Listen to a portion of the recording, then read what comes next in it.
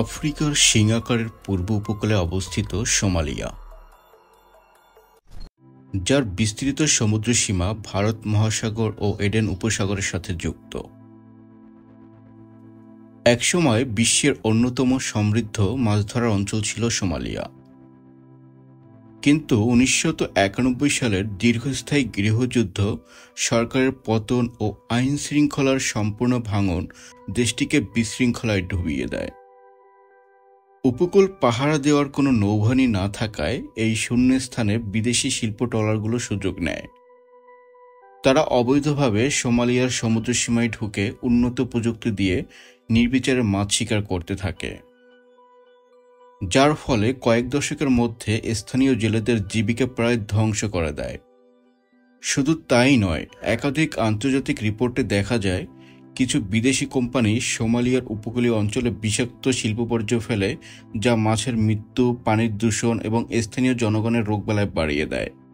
স্থানীয় জেলেরা প্রথমে ছোট নৌকা নিয়ে এসব বিদেশি মাছ ধরার জাহাজকে তাড়ানোর চেষ্টা করলেও ধীরে ধীরে তারা বুঝতে পারে জাহাজ আটকিয়ে মুক্তিপণ আদায় করলে একসাথে প্রচুর অর্থ আয় করা সম্ভব। এখান থেকেই শুরু হয় সোমালিয়ান জলদস্যুতার আধুনিক রূপ। প্রাথমিকভাবে সমুদ্রের রক্ষক হিসেবে পরিচিত এরা পরে সংগঠিত অপরাধ চক্রে পরিণত হয়। Speedboat, GPS, satellite phone, rifle, এমনকি রকেট লঞ্চার দিয়ে সজ্জিত হয় তারা আন্তর্জাতিক বাণিজ্যিক জাহাজ, তেলবাহী ট্যাঙ্কার, এমনকি ক্রুজ শিপ পর্যন্ত আক্রমণ করে। জাহাজের ক্রুদের অপহরণ করে এবং মুক্তিপণের বিনিময়ে ছেড়ে দেয়। একটি হামলায় তারা কয়েক লাখ থেকে শুরু করে কয়েক কোটি ডলার পর্যন্ত মুক্তিপণ পায়, যা স্থানীয় অর্থনীতিতে বিপুল পরিবর্তন আনে। কিছু গ্রাম জলদস্যুতার অর্থে সমৃদ্ধ হয়ে ওঠে, সেখানে দামি গাড়ি, নতুন বাড়ি, এমনকি বিলাসবহুল জীবনযাপনের ছাপও দেখা যায়। কিন্তু এই অর্থের পেছনে শুধু স্থানীয় যুবকেরাই জড়িত নয়। আন্তর্জাতিক অস্ত্র ব্যবসায়ী, দুর্নীতিগ্রস্ত আঞ্চলিক কর্মকর্তা, অর্থ পাচারকারী চক্র এবং বিদেশি অপরাধী নেটওয়ার্ক সবাই এই ব্যবসার সাথে জড়িত।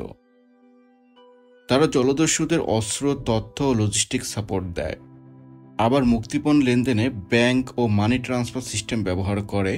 এই অপরাধ চক্র এত বড় আকার নেয় যে 2005 থেকে 2012 সালের মধ্যে সোমালিয়া বিশ্বের সবচেয়ে কুখ্যাত জলদস্যু হটস্পট হয়ে ওঠে, যেখানে শত শত জাহাজ আক্রান্ত হয় এবং পরিস্থিতি নিয়ন্ত্রণে আনতে মার্কিন যুক্তরাষ্ট্র, ইউরোপীয় ইউনিয়ন, ভারত, চীন, এমনকি বাংলাদেশ নৌবাহিনীও আন্তর্জাতিকভাবে অভিযানে অংশ নেয়।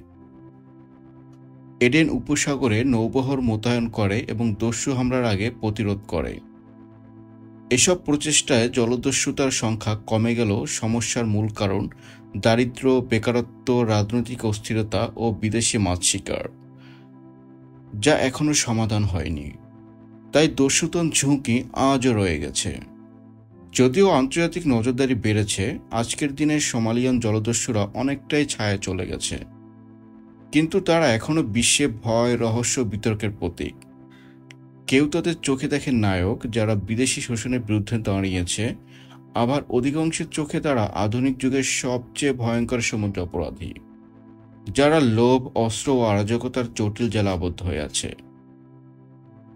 ভিডিওটি ভালো লাগলে অবশ্যই লাইক, কমেন্ট এবং আমাদের চ্যানেলটি সাবস্ক্রাইব করবেন।